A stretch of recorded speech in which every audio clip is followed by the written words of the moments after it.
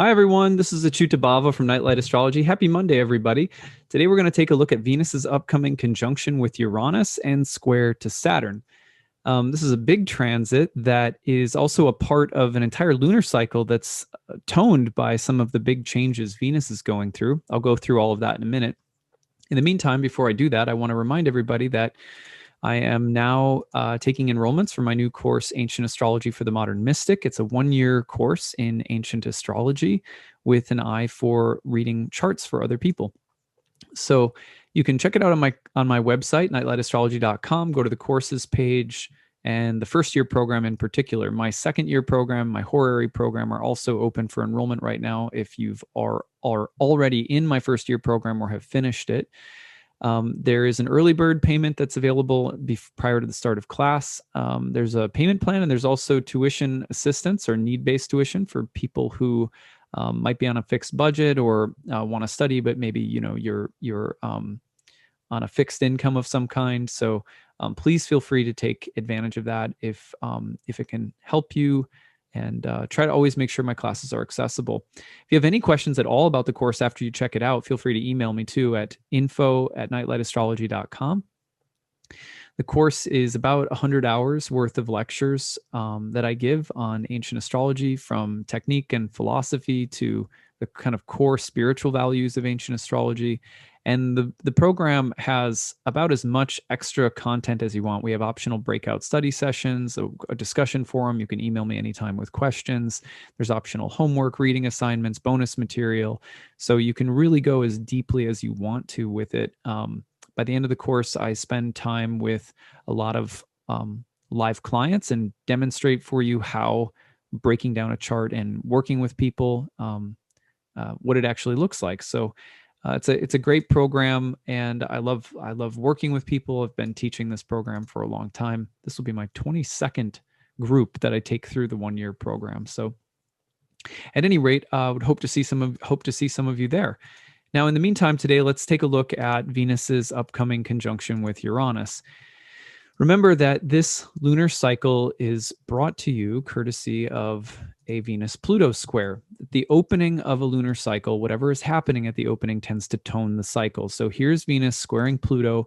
So you have the goddess that represents our social civic fabric, whether it's intimacy, love, sex, friendship, or if it's the broader sense of your social life with friends, or even larger communities of people. If you're talking about the peaceful vibe of a park on a Saturday afternoon, or the peaceful, unless you're at Whole Foods, the peaceful environment of a grocery store, just that feeling that you're out in public and that things are, kind of courteous and nice and peaceful. Not that that exists all the time, but when you have disruptions to Venus or challenges to Venus, you can see challenges to the social and civic fabric of our lives, from the societal level to the personal level. That is a big part of what I talked about at the opening of this lunar cycle, if you go back and listen to my new moon in Aries talk. Now, if we take this forward up to the present moment, this is not just one moment for Venus that started at the new moon and we don't hear from her again. No. Instead, what we see is Venus is about to get into a conjunction with the planet Uranus. That is going to happen by the end of this week. So you can see on April 22nd, on Thursday, there's Venus at about 9 degrees, starting to get into the conjunction with Uranus.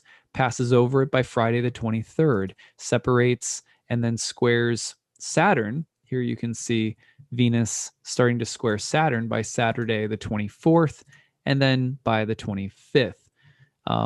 So you could even take this all the way through Monday. Now, what this is doing, and Mercury's going to get in on this too, what this is doing is effectively triggering June's second, the second expression of Saturn square Uranus, which is happening this June. So what does that mean, both personally and in the collective? Well, keep it pretty short. On the one hand, think about some of the things that are going on in at least the collective here in the United States. And please, people abroad, maybe tell me how it fits where you live. Because you guys know, I'm not a big news watcher anymore in my life at this point. I feel like I pick up whatever I can't miss because of it being on social media somewhere or whatever, but I'm not a big news watcher. And one thing that is happening this week, though, is that the trial of the police officer involved with the death of George Floyd from a year ago, is that the jury is reaching their decision this week. Given that Venus is about to conjoin Uranus and square Saturn, it would not surprise me at all if the result was not taken well, or if people feel like it falls short of what they feel justice is or demands. As a result, it would not be surprising to see social and civic unrest, upheaval, protest, the revolutionary spirit of Venus Uranus, the call for reform of policing or criminal justice, as well as, in some cases, active conflict between perhaps protesters and police, potential damage to public things. That would be all Venus Uranus with the square to Saturn in the mix. The nice part about this is that Mercury coming into the conjunction with Venus in the mix could certainly lend a more diplomatic quality, and hopefully there would be more peacefulness. You've got a pretty strong Venus right now, and Venus does like peaceful ways of dealing with things, but Uranus and Saturn will make that a lot more tense. But then again, on the other hand, we have Mercury coming through. Mercury-Venus conjunctions tend to result in pleasing negotiations, pleasing speech, compromise, agreement. So hopefully there is, hopefully sort of the energies of this week will express themselves more constructively than destructively. But let me just flip that now and talk about personal lives. Your romantic relationship could get kinkier, more experimental. The need for originality, change, progress, revolution, innovation within sexual romantic relationships, within marriages, could present itself. On the other hand, the exact same Venus-Uranus dynamic can signal major disruptions and upheavals and challenges and hardships around love and relationships. Venus to Uranus and Saturn has to do with sometimes the push-pull between the need for freedom, originality, and independence versus commitment, discipline, and perseverance in love or in relationships. The need to reform or change relationships, the pressure of conformity versus originality when it comes to your body, sexuality, your appearance. So Venus is going through the ringer this week, and that's something that we're going to be tracking up. Might even do another video about it by the time the week is over. You may experience this in a more potent way today, because the moon in Cancer will also be opposing Pluto and Capricorn between now and the end of the day. So just keep in mind that there's a pretty intense lunar dynamic unfolding as the first quarter moon is also perfecting. So Sun is also about to change signs into Taurus, where the exalted solar Mars energy will start to die down a bit. Mars is about to change signs into Cancer. So we are going to see some of the potent Mars energy start to die down significantly and even get somewhat compromised by Mars in Cancer.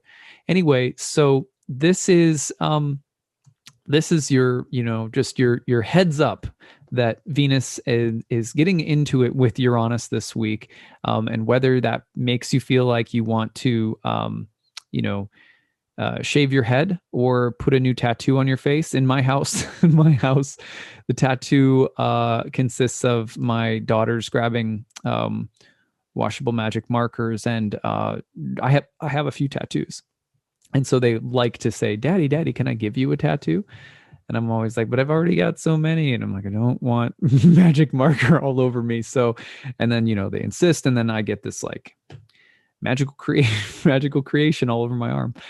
And so this week, the thought that I had was try to use washable magic marker if you're going to put tattoos on the situation.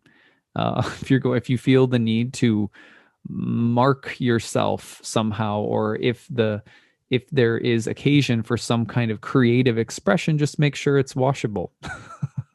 All right, that's my random advice for the day. I hope you guys are having a great Monday. I look forward to discussing things as they unfold this week. Take care of each other, and we'll see you again soon. Bye.